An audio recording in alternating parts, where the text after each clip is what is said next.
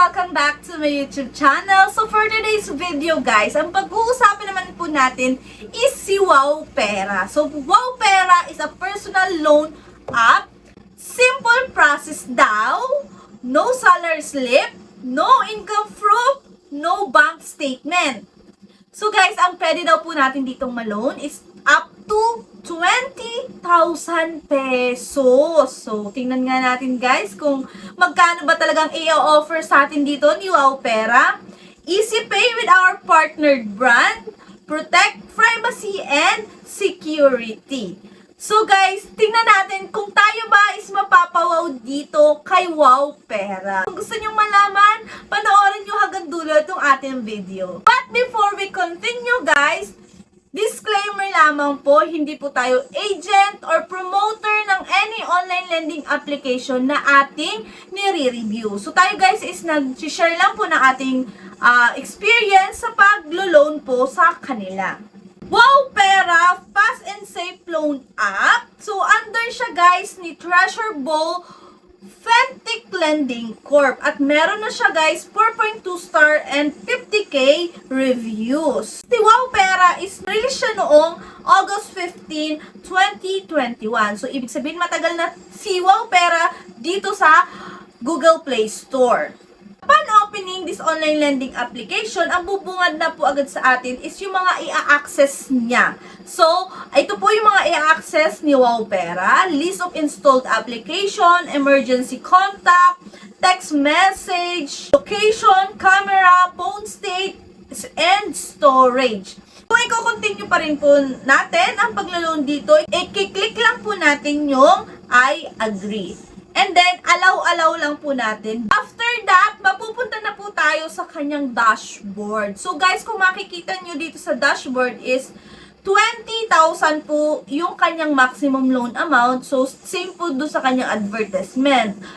Huwag po tayo mag-expect na sa unang loan natin is makukuha natin yung mga maximum loan amount na mga ino-offer ng mga iba't ibang online lending application. So guys, pag una naman talaga, 'di ba? Syempre nagsisimula tayo sa mababa hanggang pag nag-ulit-ulit po tayo ng loan o nagre-loan po tayo, saka lang po tumataas.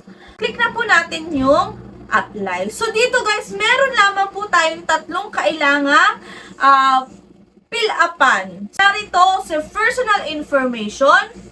So, alam naman po natin, it's all about your personal information. So, next is the contact references. So, dito guys naman, sa contact references, ang kailangan ni Wowpera is 4 na contact references.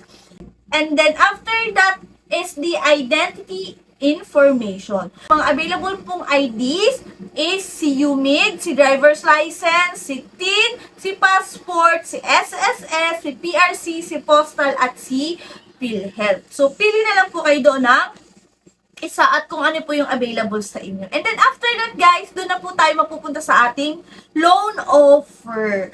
So, guys, kung makikita nyo, ang loan offer sa akin ni Wowpera is mataas, which is 5,000 pesos. Bago kayo guys ma-excite kasi mataas yung offer sa atin ni Wowpera, so tingnan muna natin guys yung mga ibinawas, magkano na lang ba yung marireceive. So wag agad kayong ma-excite guys. Kasi ang importante dito guys is yung magkano ba yung ating marireceive at magkano ba yung mga binawas niya para malaman natin kung worth it pa bang utangan itong si Wowpera o hindi. So guys, dito kung makikita nyo, ang marireceive ko na lang po is 3,100 pesos. So ibig sabihin guys, meron na agad na bawas na 1,900 pesos. Oh, di ba? So yun agad ang nabawas. So guys, doon sa 1,900 pesos, yun guys yung service fee. And yung service fee is nahati pa siya guys sa tatlo, which is the first one is the payment commission. So doon guys is 380 pesos. Service charge is 760 pesos. And then, the account management fee is 760 pesos po. Malaki yung mga binawas ni Wowpera. And guys, 7 days lang po ito ha. 7 days. Hindi siya 21 days, hindi siya 30 days. 7 days only lang po. So, after 7 days, kailangan na po nating magbayad. Ang atin na pong babayaran sa kanya is 4,995 pesos. Kalasawat tayo dito ng 5 pesos. So, ayun guys. So, malaki yung offer sa una. Pero guys, ang marireceive mo na lang is 3,100. Sinasabi ko sa inyo, hindi ko siya grinab kasi no siya sa akin. Hindi ko bet, kumbaga, hindi ko bet si Wow Pera kasi masyadong mataas yung kanyang mga service fee na binawas. And take note guys, 7 days lamang po. Kaya hindi ko siya grinab. So, ibig sabihin guys, hindi ako napawaw ni Wow Pera.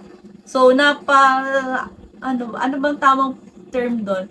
So, hindi ako napawaw. So, kayo ba guys, napawaw ba kayo ni Wow Pera o hindi? So, comment nyo guys. So, guys, that's all for today's video. Yun lang po yung about kay Wow Pera. So, sinasabi ko sa inyo guys, hindi siya recommended na online lending application o hindi siya recommended na utangan. So, huwag nyo nang balakin ditong umutang kay Wow Pera.